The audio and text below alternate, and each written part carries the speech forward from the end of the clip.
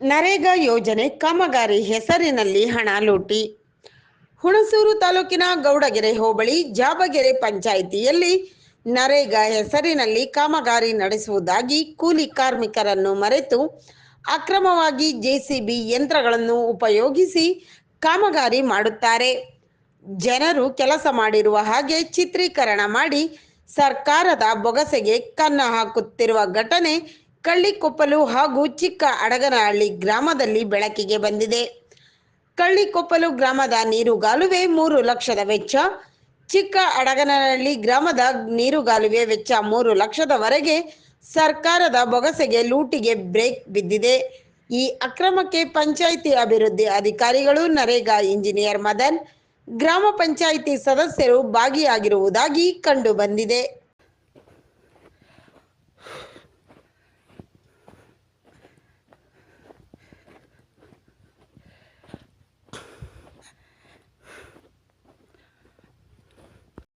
ಹೌದು, ಲೇಬರ್ ಕೊಟ್ಟು ಕೆಲಸ ಮಾಡಿಸೋಂಥ ಕೆಲಸನ JCB ಮಾಡಿಸಿದ್ದಾರೆ.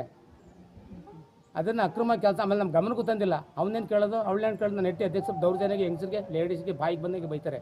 ನಾವು ಬಿಲ್ ಹಾಕಿಲ್ಲ, ಸೈನ್ ಹಾಕಿಲ್ಲ ಅಂದರೆ ಹಂಗೆ ಇಳಿಸ್ತೀವಿ, ಹಂಗೆ ಬೆದರಿಕೆ ಮಾಡೋದು, ದೌರ್ಜನ್ಯ. ಲೇಬರ್ ಮಾಡೋಂಥ ಕೆಲಸನ JCB ಕೆಲಸ ಮಾಡಿದರೆ ಆ ಬಿಲ್ ಮಾಡಬೇಡಿ ಅಂತ ನಾನು ಅಲ್ಲಿ ಪೀಳೋಗಿ ವರದಿ ಮಾಡಿದ್ದೀನಿ. ಆದರೂ ಅಮ್ಮ ನಮಗೆ ರೆಸ್ಪೆಕ್ಟ್ ಮಾಡ್ತಾಯಿಲ್ಲ.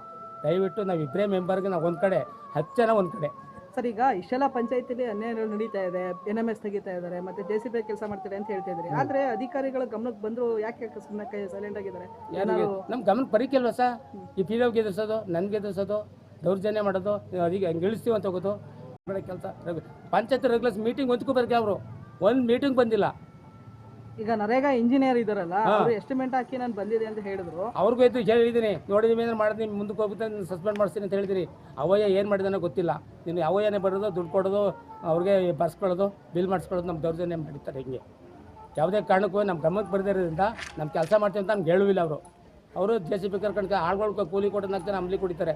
ಅವ್ರು ಕೂಲಿ ಕೊಡ್ದಂಗೆ ಇವರು ದೌರ್ಜನ್ಯ ಮಾಡಿ ಎದುರಿಸಿ ನಮಗೆಲ್ಲ, ನಮಗೆ ಅಧ್ಯಕ್ಷರಿಗೆಲ್ಲ ಬಾಯಿಗೆ ಬಂದಾಗ ಬೈದು, ಒಬ್ಬ ಅಧ್ಯಕ್ಷಕ್ಕೆ ಕುಂತ್ಕೊಳ್ಳೋ ಚೇಂಬರಲ್ಲಿ ಕೂತ್ಕೊತಾರೆ ಸರ್, ಎದುರಿಸ್ಬಿಟ್ಟು ಕೊಡ್ತೀನಿ. ನಾನು ವಿದ್ಯಾವಂತಿ ಅಲ್ಲ, ನಾನು ಅಂದರೆ ಆಯ್ಕೆ ಮಾಡೋರು. ನನ್ನ ಆಯ್ಕೆ ಮಾಡಿದ್ರು ಕೂಡ ಅವ್ರು ಏನು ಹೇಳ್ತಾರೆ ಅದಕ್ಕೆ ನಾನು ಪಾಲಿಸ್ತಾರೆ. ಏನು ಹೇಳ್ತಾರೆ, ಅಧ್ಯಕ್ಷರು ಸರಿ ಇಲ್ಲ ಅಂತಾರೆ.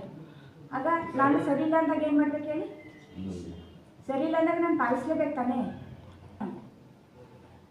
ತಗೋತಾರೆ ಯಾವ್ಯಾವುದಕ್ಕೆ ತಗೋತಾ ಇದ್ದಾರೆ? ತಂಪು ತಗೋತಾ ಇರುವಾಗ ಎನರ್ಜಿ ಕೆಲಸಕ್ಕೆ, ನಮಗೆ ಇದು ಮನೆಗಳು, ಪಟ್ಟಿಗೆಗಳು, ಅವಕ್ಕೆಲ್ಲ ತಂಪು ತಗೋತಾರೆ. ಕೆಲಸಗಳು ಆಗ್ತಿದೆ, ನಿಮಗೆ ಗೊತ್ತಾ? ಇವತ್ತು ನೀರ್ಗಾಲುವೆ ನಡೀತಾ ಇದೆ ಕೆಲಸ. ಯಾವಾಗ ನನ್ನ ಬಂದಾಗ ಅದು ಯಾವುದು ನನಗೆ ಗೊತ್ತಿಲ್ಲ. ಅವ್ರು ಹಿಂದೆ ಮಾಡಿರೋಂಥದ್ದು ಅಧ್ಯಕ್ಷ ಇವಾಗ ಬಂದಿರೋದು ನನಗೆ ಗೊತ್ತಿಲ್ಲ. ಅದು ಈಗ ಇದರಲ್ಲಿ ಕಲ್ಗುಂಡಿ ಹತ್ರ ಒಂದು ಕೆಲಸ ನಡೀತಾ ಇದೆ. ಕಲ್ಗುಂಡಿ ಹತ್ರ ನೀರ್ಗಾಲುವೆ ನಡೀತಾ ಇದೆ, ಮತ್ತೆ ಚಿಕ್ಕಣ್ಣಳ್ಳಿಲಿ ನೀರ್ಗಾಲುವೆ ನಡೀತಾ ಇದೆ. ನಾನು ಮಾಹಿತಿ ಕೊಟ್ಟಿಲ್ಲ ಸರ್, ನನಗೆ ಮಾಹಿತಿ ಕೊಟ್ಟಿಲ್ಲ. ಅದನ್ನು ಬಿಲ್ ಮಾಡಿ ಅಂದಾಗ ನನಗೆ ಬೆದರಿಕೆ ಆಗ್ತಾರೆ. ಯಾರು ಬೆದರಿಕೆ ಆಗ್ತಾರೆ? ಅದೇ ಮಾಡಲಿಲ್ಲ, ಬಿಲ್ ಮಾಡಲಿಲ್ಲ ಅಂದರೆ ಏನಕ್ಕೆ ಮಾಡಿಕ್ಕಿಲ್ಲ, ನಿಮಗೆ ಕಮಿಷನ್ ಬೇಕಾ, ಯಾಕೆ ಬರೋದಿಲ್ಲ ನೀವು ಅಂತ ಬಂಧಿಸ್ತಾರೆ. ನಾವು ನಿಮಗೆ ಅಧ್ಯಕ್ಷ ಸ್ಥಾನ ಕೊಟ್ಟಿರೋದು ಯಾಕೆ, ನಾವು ಹೇಳಿದ್ರೆ ಕೇಳೋಕ್ಕೆ ಅಂತಾರೆ. ಯಾರು ನಿಮ್ಗೆ ಎದುರಿಸ್ತಾರೆ? ಯಾರು? ಅವರು 10 ಜನ ಅವರಲ್ಲ, 9 ಅವ್ರು 10 ಜನ ಕೋರಂ ತೋರ್ತಾರೆ, ನಾವಿಬ್ಬರು ಒಂದು. ಆವಾಗ ನಾವೇನು ಮಾಡಬೇಕು, ಅವ್ರು ಪಾಲಿಸ್ಲೇಬೇಕಲ್ವಾ? ಪಾಲಿಸಿದಾಗ ನಮ್ಗೆ ಯಾವುದಕ್ಕೂ ಕೂಡ ಮೇಲ ಅಧಿಕಾರಿಗೆ ಹೋದ್ರು 5 ತಿಂಗಳು ಕೂಡ 5 ಬಂದದ, 5 ಸಾವಿರ ಬಂದದ. 5 ಸಾವಿರ ಬರಲಿಲ್ಲ ಅಂದಾಗ ಕೋರ್ಟ್ಗೆ ಹೋಗ್ತಾರೆ. ಕೋರ್ಟ್ಗೆ ಹೋಗ್ತೀವಿ, ತೀರ್ಮಾನ ತಗೋತೀವಿ ಅಂತ ನನ್ನ ಕೋರ್ಟ್ಗೆ ಹಾಕೋರಿಲ್ಲ. ಈಗ ಅಕ್ರಮ ಬಿಲ್ ತಗೊಳ್ಳೋಕ್ಕೆ ಏನು ಹೇಳ್ತೀರಿ ಹಾಗಾದರೆ? ಕೊನೆಯದಾಗಿ ನಾನು ಅಕ್ರಮ ಬಿಲ್ ತಗೊಳ್ಳೋಕೆ ನನಗೆ ಸಿದ್ಧವಾಗಿಲ್ಲ. ನಾನು ಕೊಡೋದಿಲ್ಲ. ನನ್ನ ಕಣ್ಣಲ್ಲಿ ನೋಡಬೇಕು, ಇನ್ಮೇಲೆ ಮಾಹಿತಿ ಕೊಡಬೇಕು, ಆಮೇಲೆ ನಾನು ಮಾಡ್ತೀನಿ, ತಂದುಕೊಡ್ಬೇಕು. ನನ್ನ ಕರ್ಕೊಂಡೋಗಿ ಪಾರ್ಟಿಗೆ ತಗೊಂಡೋಗಿ ನನ್ನ ಕಣ್ಣಾಗ ನೋಡಿದಾಗ ನಾನು ಮಾಹಿತಿ ಕೊಟ್ಟು ನಾನು ಕರ್ಕೊಂಡು ಕೊಡ್ತೀನಿ. ಅಲ್ಲಿವರೆಗೂ ನಾನು ಏನು ಕೊಡೋದಿಲ್ಲ.